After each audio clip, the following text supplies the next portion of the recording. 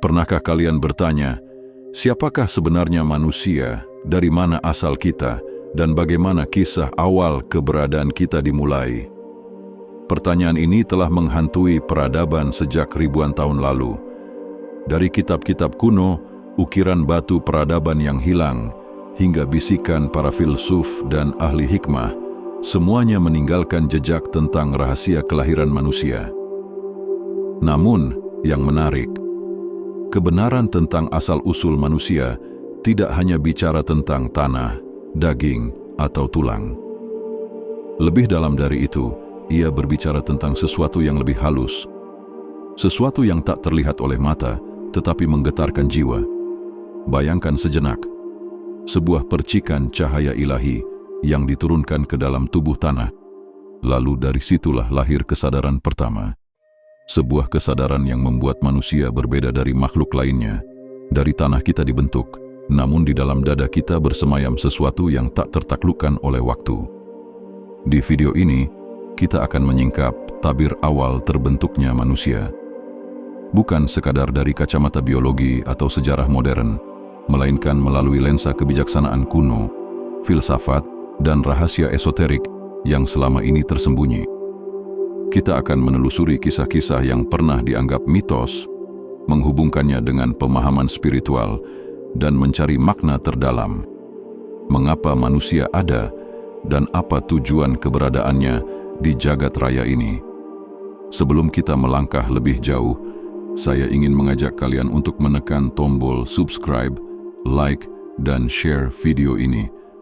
Sebab semakin banyak yang bergabung dalam perjalanan ini, semakin besar pula kemungkinan rahasia kuno ini menyebar ke lebih banyak jiwa yang haus pengetahuan. Dan saya ingin tahu, sampai sejauh mana video ini bisa menjangkau kalian. Tulis di kolom komentar, dari kota mana kalian menonton. Biarkan kita membangun lingkaran pengetahuan ini dari satu titik cahaya ke titik cahaya lainnya, hingga membentuk jaringan kesadaran yang luas. Sejak manusia pertama kali mampu berpikir dan merenung, pertanyaan tentang asal-usulnya menjadi misteri yang tak pernah habis dibicarakan. Di berbagai belahan dunia, peradaban kuno meninggalkan kisah-kisah yang mengandung jejak rahasia. Bangsa Sumeria, salah satu peradaban tertua di Mesopotamia, menulis di atas tablet tanah liat tentang makhluk langit yang menurunkan pengetahuan kepada manusia. Dalam tradisi Mesir kuno, manusia diyakini sebagai refleksi dari para dewa, dibentuk bukan hanya dari tubuh fisik, tetapi juga dari unsur kosmis yang lebih tinggi. Sementara di tanah India kuno, naskah Veda berbicara tentang manusia yang berasal dari Purusha, entitas agung yang tubuhnya dipersembahkan menjadi dasar penciptaan seluruh jagat raya. Lalu bagaimana dengan pandangan para filsuf? Plato, misalnya, mengajarkan bahwa manusia tidak hanya terdiri dari tubuh jasmani, tetapi juga jiwa yang pernah hidup di alam ide, sebuah realitas yang lebih tinggi, lebih murni, sebelum akhirnya terperangkap di dunia materi. Sementara Aristoteles menekankan bahwa manusia adalah makhluk berpikir, berbeda dari binatang karena kemampuan rasionalnya. Namun di balik semua itu, ada satu benang merah yang menakjubkan. Hampir semua tradisi, baik dari timur maupun barat, mengakui bahwa manusia bukan hanya sekedar tubuh. Ada sesuatu yang lebih dalam, sesuatu yang berasal dari atas yang diturunkan ke bawah. Seolah-olah manusia adalah jembatan antara langit dan bumi. Mengapa pengetahuan ini terasa asing bagi banyak orang sekarang? Karena di sepanjang sejarah, rahasia tentang asal-usul manusia seringkali dikaburkan, baik oleh kekuasaan politik, oleh dogma keagamaan yang kaku, ataupun oleh pandangan materialistik modern yang hanya melihat tubuh sebagai sekumpulan sel dan daging. Padahal, peradaban kuno memahami manusia lebih luas dari sekadar tubuh biologis. Mereka percaya bahwa memahami asal-usul manusia adalah kunci untuk memahami tujuan hidup itu sendiri.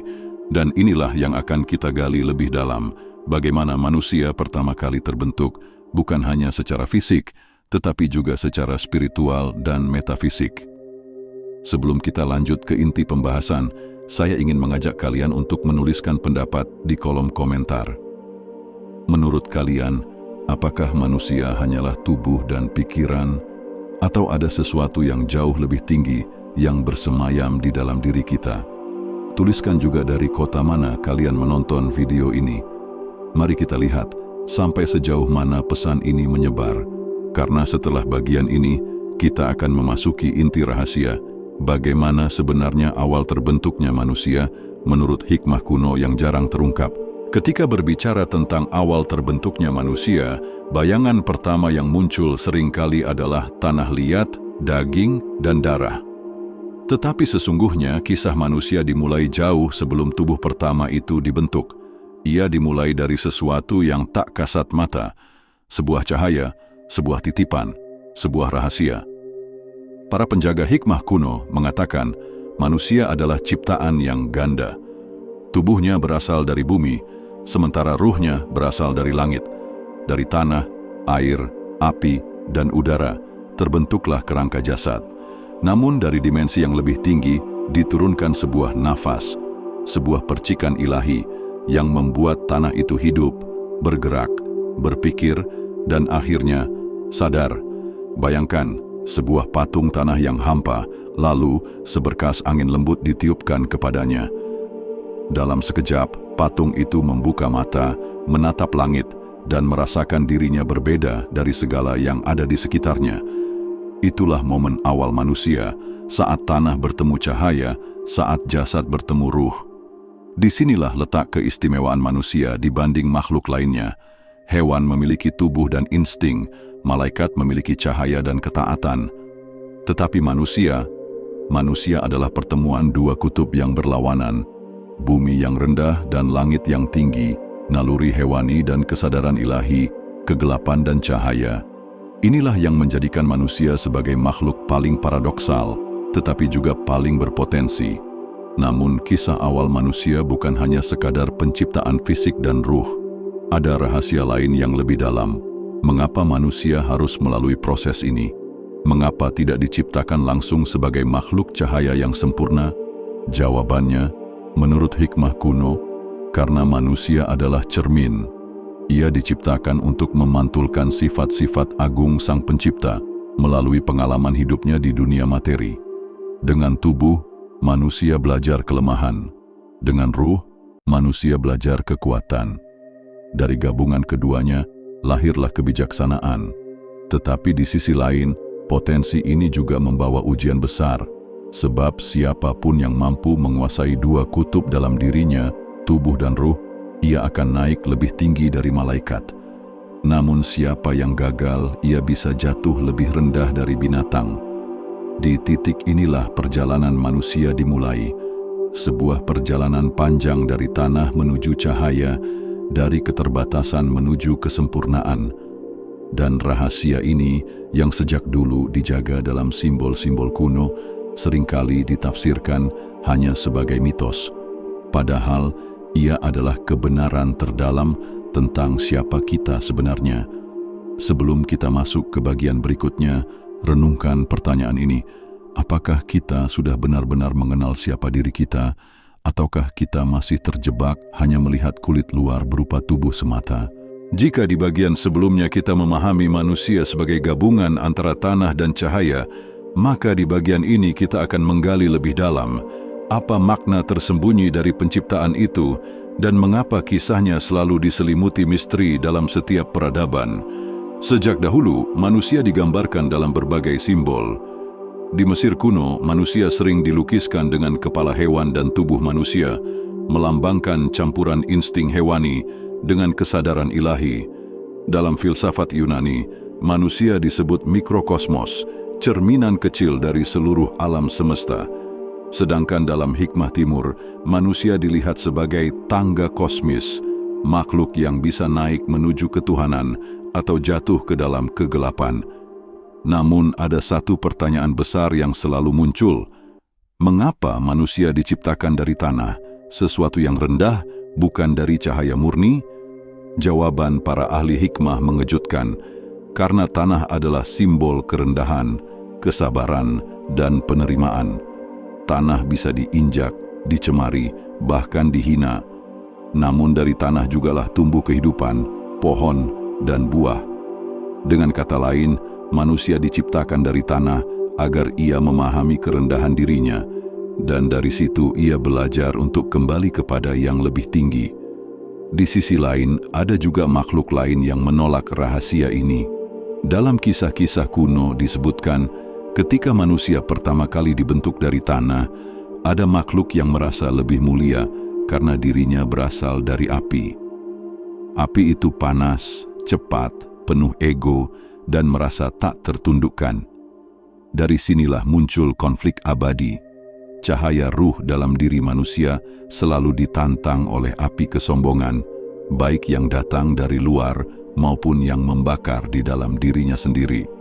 Dan disinilah paradoks terbesar manusia.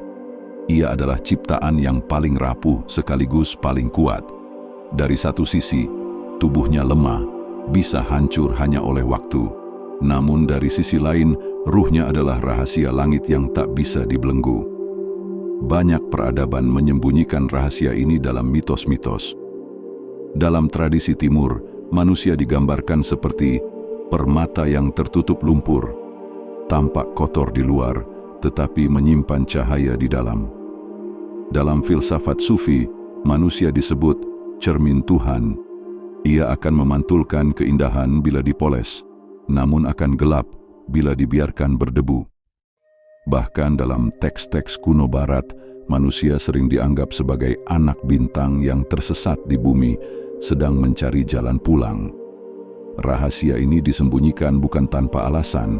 Jika manusia sadar betapa tingginya potensinya, ia bisa membebaskan diri dari belenggu kekuasaan, dogma, dan ketakutan. Ia bisa menjadi makhluk bebas yang mengenal jati dirinya. Dan kekuatan seperti itu tentu menakutkan bagi mereka yang ingin menguasai. Namun, di tengah semua rahasia ini, ada satu hal yang jelas. Manusia bukanlah kebetulan. Ia bukan sekadar hasil benturan atom atau evolusi buta. Ia adalah rancangan, sebuah proyek kosmik yang menyatukan bumi dan langit, kegelapan dan cahaya, fana dan kekal. Pertanyaannya adalah, apakah kita hanya akan hidup sebagai tanah yang berjalan, ataukah kita mampu menyalakan cahaya ruh di dalam diri dan mengingat asal-usul sejati kita? Pengetahuan tentang asal-usul manusia bukanlah sekadar kisah masa lalu. Ia adalah peta, petunjuk, dan kunci untuk memahami siapa kita hari ini dan bagaimana kita bisa hidup dengan lebih bermakna. Apa gunanya mengetahui bahwa manusia adalah gabungan tanah dan ruh, jika kita tidak mampu memanfaatkannya untuk menjalani kehidupan dengan kesadaran yang lebih tinggi? Ada beberapa langkah sederhana, namun mendalam yang bisa kita lakukan. 1. Mengenali diri sebagai dua kutub sadari, bahwa diri kita memiliki dua sisi, tubuh dan ruh. Tubuh membutuhkan makanan, istirahat, dan kenyamanan. Tetapi ruh membutuhkan kebenaran, ketenangan, dan hubungan dengan yang ilahi. Jika hanya tubuh yang diberi makan, kita akan kosong. Jika hanya ruh yang dipuaskan, kita akan kehilangan pijakan di bumi. Keseimbangan inilah kuncinya. Latihlah diri dengan pertanyaan sederhana setiap hari. Hari ini, apakah aku hanya memberi makan tubuhku atau juga ruhku? 2. Menundukkan ego, menghidupkan kesadaran ingat. Tanah melambangkan kerendahan, sementara api melambangkan kesombongan. Dalam diri kita, api itu hadir sebagai ego. Rasa ingin lebih tinggi, ingin menguasai, ingin diakui. Jika ego dibiarkan, ia akan membakar kita dari dalam. Cara melatihnya adalah dengan kesabaran dan kerendahan hati. Misalnya, ketika marah, tahan diri sejenak. Saat ingin dipuji, tanyakan, untuk siapa sebenarnya aku melakukan ini? Dengan begitu kita belajar kembali pada sifat tanah, rendah, menerima, tetapi juga menumbuhkan kehidupan. 3. Latihan hening dan kesadaran nafas. Para hikmah kuno selalu menekankan pentingnya napas, karena dari napaslah ruh ditiupkan, dan dari napas pula kesadaran bisa kembali. Luangkan waktu beberapa menit sehari untuk duduk hening, tarik napas dalam-dalam, lalu hembuskan perlahan sambil menyadari, aku adalah lebih dari tubuh ini. Ada cahaya yang hidup di dalam diriku.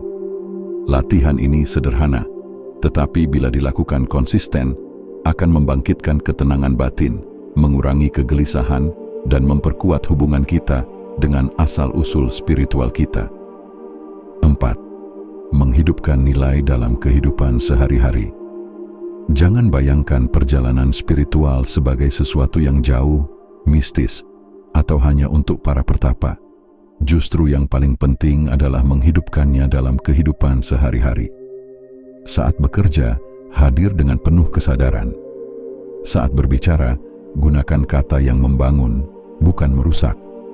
Saat berhubungan dengan orang lain, lihat mereka juga sebagai cermin dari Sang Pencipta. Inilah cara paling praktis untuk mengingat bahwa kita bukan hanya tanah yang berjalan, tetapi juga cahaya yang bernafas. Tentu perjalanan ini tidak mudah. Akan ada godaan, rasa malas, bahkan kebingungan. Tetapi ingatlah, setiap kali kita kembali mengingat asal-usul kita, kita sedang selangkah lebih dekat pada jati diri sejati. Dan disinilah letak keajaiban. Semakin kita mampu hidup selaras dengan ruh kita, semakin kita menemukan kebebasan sejati, bebas dari belenggu ego, bebas dari ketakutan, dan bebas dari rasa hampa yang seringkali membayangi manusia modern. Pertanyaannya sekarang, sudahkah kita mulai melatih kesadaran itu, atau masih terjebak hanya memberi makan tubuh semata? Manusia bukanlah kebetulan. Kita bukan sekadar tubuh yang lahir, tumbuh, lalu mati. Kita adalah perpaduan dari tanah yang rendah dan cahaya yang agung. Dari bumi kita dibentuk, dari langit kita diberi kehidupan. Inilah rahasia besar yang diwariskan oleh peradaban kuno, oleh para filsuf, dan oleh hikmah yang selama berabad-abad berusaha dijaga, bahwa manusia adalah makhluk paradoks, rapuh sekaligus kuat, fana sekaligus kekal. Jika kita hanya hidup sebagai tubuh, maka kita hanyalah segumpal tanah yang berjalan. Tetapi jika kita mampu membangunkan ruh yang bersemayam di dalam diri, maka kita akan menemukan kekuatan yang melampaui batas ruang dan waktu. Kuncinya sederhana, namun mendalam. Seimbanglah antara tubuh dan ruh, tundukkan ego yang membakar, dan hidupkan kesadaran yang menenangkan. Sekarang mari kita renungkan. Apakah kita sudah benar-benar mengenal siapa diri kita? Atau kita masih sibuk mengejar bayangan dunia, sementara rahasia terbesar justru bersemayam di dalam dada kita sendiri? Perjalanan kita baru dimulai. Dan ingatlah, setiap langkah kecil menuju kesadaran adalah bagian dari jalan panjang kembali ke asal-usul sejati. Jika kalian merasakan getaran dari kisah ini, jangan lupa untuk subscribe, like, dan share video ini.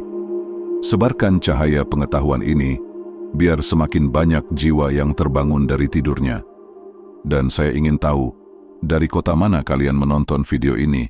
Tulis di kolom komentar agar lingkaran pengetahuan ini semakin luas dari satu titik cahaya ke titik cahaya lain di seluruh penjuru dunia. Sampai jumpa di perjalanan berikutnya. Dan jangan lupa, rahasia terbesar bukanlah di luar sana, melainkan ada di dalam diri kita.